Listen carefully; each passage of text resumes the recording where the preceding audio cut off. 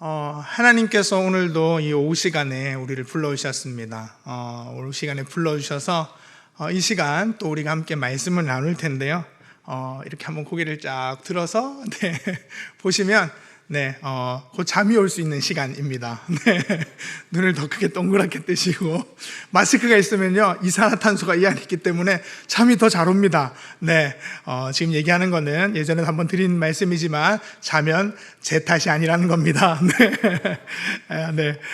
잠을 주시는 것도 은혜이죠. 은혜인데, 이 시간 또 말씀을 통하여 은혜 나눌 수 있기를 간절히 소망합니다. 우리 옆에 분들하고 마스크를 썼지만, 이렇게 한번 인사했으면 좋겠습니다. 당신이 기도의 용사입니다. 인사할까요? 당신이 기도의 용사입니다. 기도의 용사입니다. 제가 방금 전에 인사를 드렸듯이 우리는 가볍게 이렇게 문구, 기도의 용사라는 문구로 인사를 나누었죠. 근데 여기 등장하는 두 단어, 기도와 용사, 둘 다 부담스러운 말입니다. 맞죠? 기도도 부담스럽고요. 용사는 더더욱 또 부담스럽습니다. 용사는 무슨 용사입니까? 그냥 나는 집사고, 장모고, 권사고, 그냥 성도인데 용사 아닙니다. 이런 마음이 사실 있습니다. 용사라는 것이 또 뭐 어떠한 특별한 것이 아니라 기도할 수 있는 사람이라는 뜻을 가지고 있습니다. 제가 지금 방금 전에 인사를 나누었던 것처럼 오늘은 기도에 대해서 이야기를 좀 같이 말씀을 통하여 나누고자 합니다. 오늘 우리가 읽은 본문은요, 창세기에 나오는 아브라함의 이야기입니다. 특별히 아브라함과 그 조카 롯에 대한 내용이 담겨 있는 우리가 구절을 읽었습니다. 18장 우리가 읽었던 22절부터요 33절까지 그 내용이 길게 나오는데, 왜 이 내용이 나오냐면 소돔과 고모라를 향한 하나님의 심판을 하나님께서 아브라함에게 알려주셨기 때문이죠. 소돔과 고모라가 그 악이 가득 차서 하나님께서 그 땅을, 그 지역을, 그 사람들을 벌하시고 심판하시기 위하여서 아브라함에게 이야기를 건넵니다. 하나님은 왜 아브라함에게 소돔과 고모라의 심판을 말하셨을까요? 거기에 누가 있기 때문이죠? 자신의 조카인 롯이 있기 때문입니다. 아브라함에게 롯은 참 특별한 관계입니다. 자신의 본토 친척 아비집을 떠날 때 아브라함을 아버지와 같이 쫓았던 사람이 롯이죠. 그들이 번성하고 풍성하게 되어서 각자의 생업을 위하여, 그리고 각자의 번성함으로 인하여서 두 때로 나누어서 아브라함이 동하면 롯은 서하고 이렇게 서로 갈라지게 됩니다. 그때 롯은 우리가 알고 있는 대로 어느 땅으로 갔죠? 지금 말씀드린 소돔과 고모라 땅이 좋아 보여서 그곳이 애굽과 같아서 그곳으로 가게 됩니다. 그 땅이 너무나도 좋아 보였기에 그 땅을 향하여 갔지만, 그 땅은 그 악으로 말미암아 오늘 심판을 받게 된다라고 말씀하고 있지요. 그런 롯의 운명 앞에 하나님께서 이 아브라함에게 말해 주었죠. 심판이 임할 거야 라고 말입니다. 그때 아브라함이 어떻게 행동을 했냐면요, 22절에 보면 이렇게 말씀하고 있습니다. 22절 말씀 함께 읽도록 하겠습니다. 시작. 그 사람들이 거기서 떠나 소돔으로 향하여 가고 아브라함은 여호와 앞에 그대로 섰더니. 아브라함은 여호와 앞에 섰습니다. 그 사람들이라는 것은 여호와와 함께 온 그런 존재들이었죠. 그런 심판을 하기 위하여 소돔과 고모라로 먼저 떠나고 여호와는 아브라함을 마주 대합니다. 아브라함은 여호와 하나님 앞에 서게 되죠. 기도라는 것은 저는 하나님 앞에 서는 것이라고 생각됩니다. 우리도 예배를 드리고 찬송도 부르고 여러 가지를 하지만, 기도라는 것은 하나님 앞에 1대1의 관계로 하나님 앞에 서는 것, 그 앞에 서서 나아가는 것을 말하죠. 아브라함은 오늘 그 하나님 앞에 섰습니다. 하나님과 만나는 시간이죠. 독대하는 시간입니다. 하나님 앞에 자기가 고할 것이 있어서 그 앞에 섭니다. 두 번째로 보면 아브라함이 취한 행동이 23절에 나옵니다. 우리 23절도 한 번 더 같이 읽도록 하겠습니다. 시작. 아브라함이 가까이 나아가 이르되 주께서 의인을 악인과 함께 멸하려 하시나이까. 아멘. 아브라함이 취한 두 번째 행동은 뭐죠? 가까이 나아갔다라고 말하고 있습니다. 하나님 앞에 서서 가까이 나아가는 것, 하나님 앞에 가까이 나아가는 것은 저는 대화를 하기 위한 자세라고 생각합니다. 기도는 곧 대화이기 때문이죠. 제가 세례교육을 하다 보면 기도란 무엇인가에 대해서 이렇게 정의하고 있습니다. 기도는 하나님과의 대화다라고 말입니다. 대화라는 것은 어떻게 이루어져 있죠?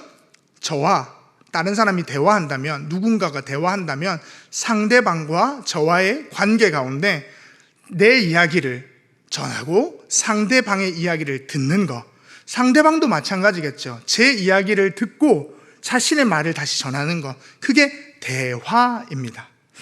대화라는 것은 곧 내 주장을 펼쳐내고 그 내 주장을 하기 위함이기 이전에 서로 간의 관계 속에서 자신들이 어떠한 결과를 도출하든 그 대화 속에서 자신의 것을 조금 더 내려놓고 다시 타협해보자, 이야기해보자, 나누어보자 라는 것이 대화입니다.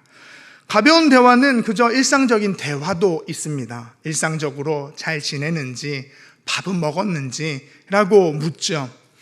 보통 이런 전화통화 내용을 종종 설교 시간에도 목사님들이 얘기하시곤 하는데요. 무슨 대화죠? 어떤 이렇게 자매님이 이렇게 전하는 겁니다. 친구한테 그래 어떻게 이렇게 지내고 잘 지내지? 뭐 이렇게 통화하다가 그래 우리 내일 만나기로 했는데 우리 1시간밖에 통화할 시간 내일 다시 만나서 얘기하자 이렇게 딱 거죠. 내일 만날 건 1시간을 통화를 하는 거죠. 네, 대화입니다. 대화. 내가 뭘 하기 이전에 상대방과 이야기를 나누는 것. 하나님 앞에 가까이 나아간 이 아브라함은 대화를 합니다. 하나님 앞에 대화를 하죠. 기도를 가지고 나아가는 것은 하나님께 내 마음이 이러함을 밝히는 것이고 하나님 앞에서 하나님의 이야기를 듣는 것이죠. 우리가 잘 알고 있는 대로 이 뒤에 나오는 내용은 아브라함이 하나님 앞에 롯이 있는 그 소돔과 고모라에 의인 50명이 있으면 그 의인 50으로 말미암아 그것을 멸하지 말아 주십시오. 악인과 의인이 같이 심판을 받는 것이 부당합니다 라고 이야기합니다. 하나님이 뭐라고 말씀하셨죠? 26절에 보듯이 내가 그렇게 하겠다. 의인 50명이 있으면 그 땅을 멸하지 않을 것이다 라고 이야기하죠. 그 뒤에 다시 또 대화가 시작됩니다. 그 다음에는 아브라함이 45명이면 어떻습니까? 라고 이야기하죠. 하나님이 뭐라고 얘기했죠? 5명 깎으면 그래 그것도 오케이 라고 얘기해 주십니다. 45명 다음에 어떻게 되죠? 이제 대화가 끝나나요? 아닙니다. 그 다음 대화가 또 이루어집니다. 하나님 죄송한데 40명 정도는 어떻습니까? 의인 40명이면 그 땅 멸하지 말아 주십시오. 그 다음에 30명, 20명, 10명, 20명까지 내려오게 됩니다. 아브라함도 하나님께 말을 하지만 자신의 이야기만 하지 않습니다. 듣죠. 하나님의 이야기를 듣습니다. 하나님의 이야기를 들음으로 인하여서 자신이 하나님께 더 가까이 나아가게 됩니다. 왜 나아갈 수 있을까요? 대화는 내 이야기를 하는 것에 그치지 않고 상대방의 마음을 듣기 때문입니다. 기도는 내 이야기를 하는 것을 넘어선 하나님의 마음을 알아가는 겁니다. 그렇기 때문에 기도는 대화가 될 수 있죠. 그러나 보통 우리는 하나님 앞에 기도할 때 우리의 구할 것, 필요한 것 이런 것들을 아뢰입니다. 그것이 나쁘거나 잘못된 일이 결코 아닙니다. 우리는 하나님께 그렇게 당당히 구할 수 있는 하나님의 자녀요, 하나님의 백성인 줄 믿습니다. 우리가 연약할 때, 때로는 우리가 필요한 것이 있을 때 누구한테 구하겠습니까? 옆집 아저씨한테 가겠습니까? 네, 웃으라고 하신 드린 말씀인데, 네. 옆집 아저씨가 아니라 하나님 앞에 가야죠. 맞죠? 저희 집에 있는 온유가 옆집 아저씨한테 가가지고 배고프다고 밥 달라고 하면 되겠습니까? 안 되겠습니까? 네. 뭐 그럴 수도 있겠지만 그렇게 하면 안 되겠죠. 어디 가야 되죠? 저한테 와야죠. 그러니까 하나님이 이스라엘 백성들에게 요구하는 것, 부탁하는 것은 다른 게 아닙니다.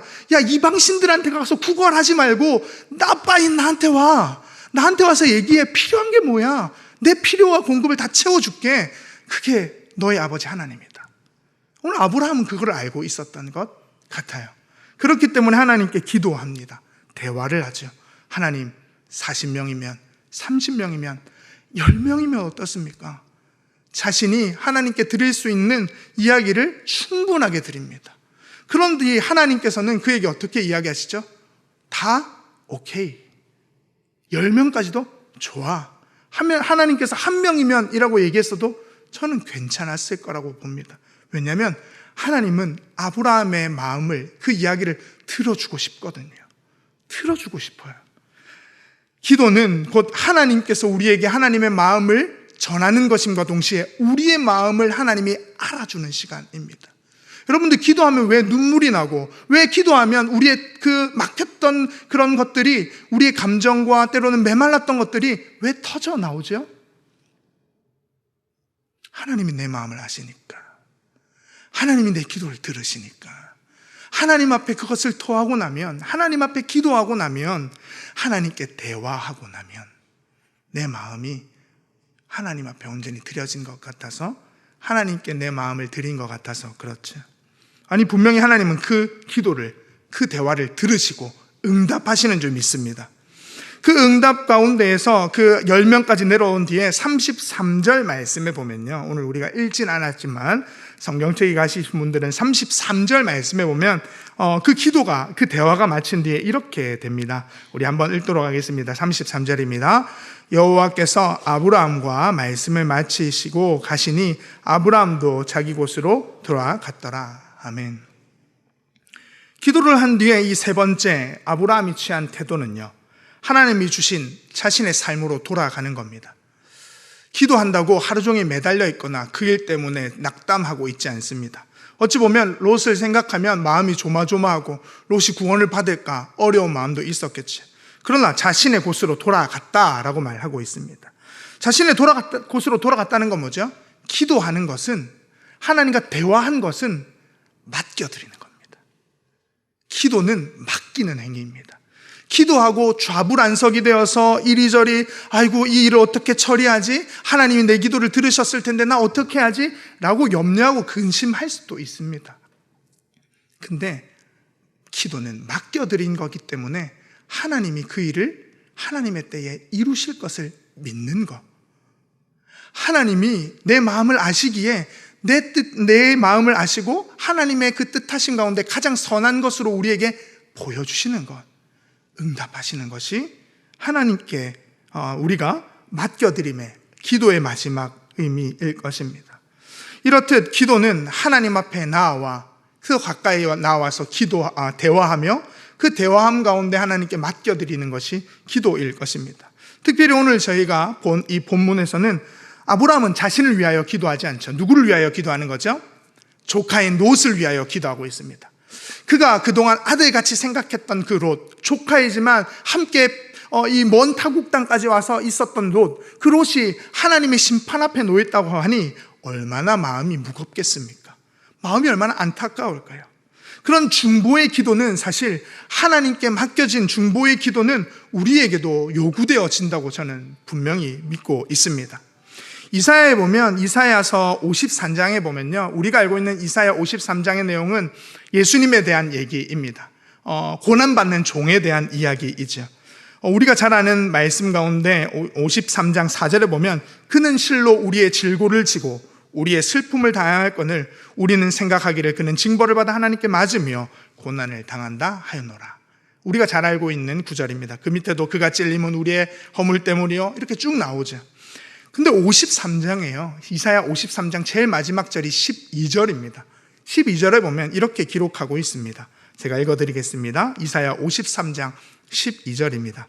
그러므로 내가 그에게 존귀한 자와 함께 몫을 받게 하며 강한 자와 함께 탈취한 것을 나누게 하리니 이는 그가 자기 영혼을 버려 사망에 이르게 하며 범죄자 중 하나로 헤아림을 받았음이니라. 그러나 그가 많은 사람의 죄를 담당하며 범죄자를 위하여 기도하였느니라.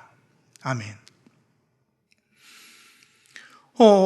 많은 사람들에게 고난을 당하는 예수님, 그 고난 가운데에서 그가 범죄자요, 그리고 또한 죽임을 당하는 자로 사람들은 다 여겼죠. 그러나 되려 예수님은 십자가상에서 자신을 향하여 모욕하고 신뱉음과 자신을 향하여서 이렇게 욕하는 사람들을 향하여 중보하시죠. 어떻게 중보하시죠? 하나님, 저들이 하는 짓을 저들이 알지 못합니다. 용서해 주십시오 라고 말입니다. 자신을 죽이려고 하는 사람, 자신을 십자가에 못 박으려고 하는 모든 사람들 앞에서 예수님은 하나님께 중보의 기도를 올리죠. 방금 전에 읽어드린 이사야 53장 12절의 말씀처럼 그러나 그가 많은 사람의 죄를 담당하며 범죄자를 위하여 기도하였다라고 함과 같이 말입니다. 예수님은 자기의 죽음 앞에서도 상대방을 향한 중보의 기도를 하나님께 드리고 있었습니다. 예수님뿐만 아니라 우리가 알고 있는 대로 로마서에 보면 성령님이 우리를 위하여 간구하신다라는 구절이 있죠. 로마서 8장 26절의 말씀인데요. 이것도 제가 읽어드리겠습니다. 이와 같이 성령도 우리의 연약함을 도우시나니 우리는 마땅히 기도할 바를 알지 못하나 오직 성령이 말할 수 없는 탄식으로 우리를 위하여 친히 간구하시느니라. 아멘. 지금도 여러분들을 위하여 성령님이 간구하시는 거 믿으십니까? 우리의 삶의 연약함, 때로는 내가 여전히 벗어나지 못하는 것 같은 그 쳇바퀴 같은 삶과 죄악 가운데 하나님, 그 성령님, 보혜사이신 성령님을 통하여 간구하신다 말합니다. 우리가 연약하여서 내가 이렇게 살아가는 것 맞나? 내가 그리스도인이 맞나? 좌충우돌하고 있을 때에 성령님은 말할 수 없는 탄식으로 우리를 위하여 간구하신단 말이죠. 이것이 중보 기도가 아니고 무엇이겠습니까? 우리의 삶을 돌보시기 위하여, 죄인들을 위하여 예수님과 성령님께서 기도하시듯 우리도 중보 기도의 사명이 있습니다. 기도해야 될 사명이 있습니다. 그러나 중요한 것은 기도는 그 핵심 앞에, 중보 기도는 그 핵심 앞에 상대방, 때로는 그 대상을 향한 사랑의 마음이 있어야 사실 가능합니다. 말씀드렸다시피 예수님도 십자가 위에 달리시면서 자신을 죽이려고 하는, 죽음으로 내모는 그 사람들을 향한 사랑이 있기 때문에 기도할 수 있습니다. 성령님도 마찬가지로 하나님께서 보내주신 그 보혜사 성령님도 상대를 향한, 때로는 우리를 향한, 나를 향한 사랑의 마음으로 중보하고 계시죠. 비슷한 이야기가 사도행전에 보면 베드로가 감옥에 갇혔을 때에 교회가 함께 기도했다는 내용을 우리는 알고 있습니다. 사도행전 12장에 보면 헤롯이 교회의 지도자들을 치는 사건이 일어납니다. 그 교회의 지도자들을 침으로 야고보가 먼저 죽임을 당하게 되죠. 그 다음에 그 죽임 가운데에 교회가 힘들고 불안해하고 떠니까 이 사람들, 즉 유대인들이 좋아하고 헤롯도 그 일도 인하여서 유대인들이 좋아하니 베드로까지 다 잡아 죽이자고 이야기합니다. 그 뒤 베드로는 옥에 갇히게 되죠. 옥에 갇힌 베드로는 그 안에서 잠을 청합니다. 잠자는 중에 천사가 깨워 그는 이게 꿈인지 현실인지 모른 채 감옥을 빠져나오게 되죠. 빠져나온 뒤에 이 베드로는 교회 공동체가 모인 곳에 가게 됩니다. 그것이 사도행전 12장 12절에 이렇게 고백하고 말씀이 적혀 있는데요. 사도행전 12장 12절에 보면 깨닫고 마가라 하는 요한의 어머니 마리아의 집에 가니 여러 사람이 거기에 모여 기도하고 있더라. 아멘. 여러 사람이 교회가 모여서 한 곳에 모여서 기도합니다. 무엇을 위해 기도했을까요? 하나님, 헤롯이라는 통치자가, 그리고 또한 유대인들이 교회를 핍박합니다. 어떻게 해야 될까요? 하나님, 야곱이 죽었습니다. 어떻게 해야 됩니까? 하나님, 베드로가 옥에 갇혔습니다. 하나님, 풀려나게 해주십시오. 기도했지 않았을까요? 그들의 기도는 응답되지요. 하나님께서 베드로를 조금 전에 말씀드린 대로 풀어 그들의 집 앞까지 퀵배송하듯 데리고 왔습니다. 그 문을 두드렸을 때 로데아라는 여자아이가 나와서 베드로를 보고 깜짝 놀라면서 들어가, 문도 열지 않은 채 들어가서 사람들에게 알리죠. 뭐라고 얘기하죠? 베드로가 왔다고. 사람들이 로데의 말을 듣고 어떻게 반응하였죠? 무슨 소리 하냐고, 감옥에 갇혀 있는데. 기도하면서도 사실 사랑의 마음으로 기도하면서도 그 일이 이루어질까? 우리는 사실 알지 못합니다. 그러나 베드로를 사랑하는 그들, 교회는 그를 위하여 기도했기 때문에 베드로가 또한 그곳에 나타난 것에 감사하고 하나님께 영광을 돌려드렸다 말이죠. 사랑하는 양정교회 성도 여러분, 우리 제일 처음에 말씀드렸던 창세기 이야기를 기억하시죠? 창세기 이야기를 보면 어떤 딱딱한 기도의 형식이나 어려움들이 보이지 않습니다. 우리가 기도하면 어려운 이유는 무엇이죠? 형식에 매여 있기 때문입니다.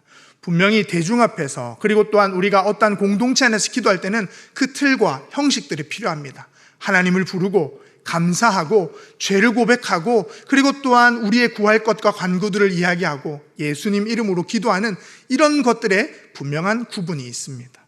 그러나 중요한 것은 무엇이죠? 오늘 아브라함이 자신의 형제인, 자신의 조카인 롯을 구하기 위해서 하나님께 친근하게 구합니다. 대화하듯이 이야기합니다. 저는 기도는 전혀 어렵지 않다고 생각합니다. 기도는 우리가 친구와 대화하듯, 나와 가까이 있는 그 사람과 이야기하듯 말하는 거죠. 하나님, 이게 잘 안 풀립니다. 어떡하죠? 라고 이야기하는 겁니다. 하나님, 이거 조금만 하면 될 것 같은데 잘 안 됩니다. 도와주세요.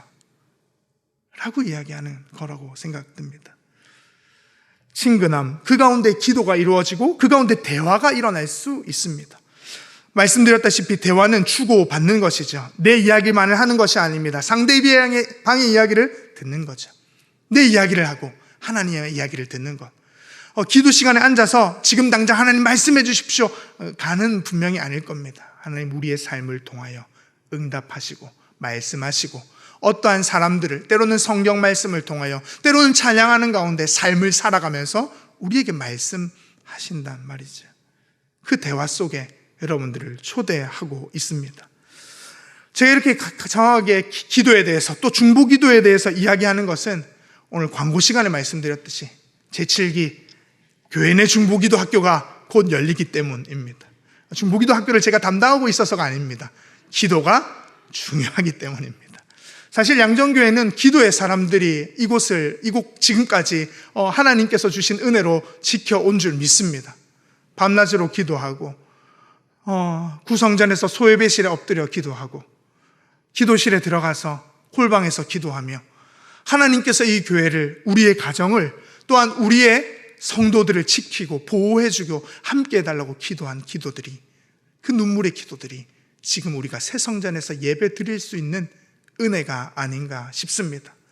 그 긴 시간 속의 기도는 어찌 보면 우리가 코로나로 인해서 잊어버린 하나님을 향한 대화가 아닌가 또한 생각하게 됩니다. 제가 말씀드리듯이 꼭 교회에 와서 기도하라는 거 아닙니다. 삶을 통하여서 기도하십시오.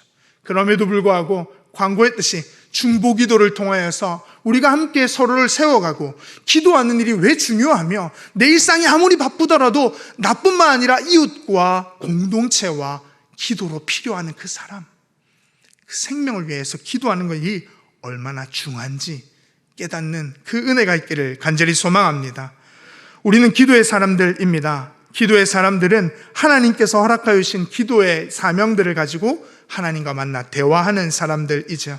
아브라함을 통하여서 제가 서두에 말씀드렸듯이 첫 번째, 하나님을 만날 수 있는 여러분들, 기도의 자리를, 시간을 정할 수 있는 여러분들 될 수 있기를 바랍니다. 두 번째, 하나님과 대화하듯 기도해 보십시오. 하나님께 내 이야기만 하지 말고 하나님의 음성을 듣는 시간을, 대화할 수 있는 기도의 시간이 되길 바랍니다. 마지막으로 세 번째, 기도하면 하나님께 맡겨드리십시오.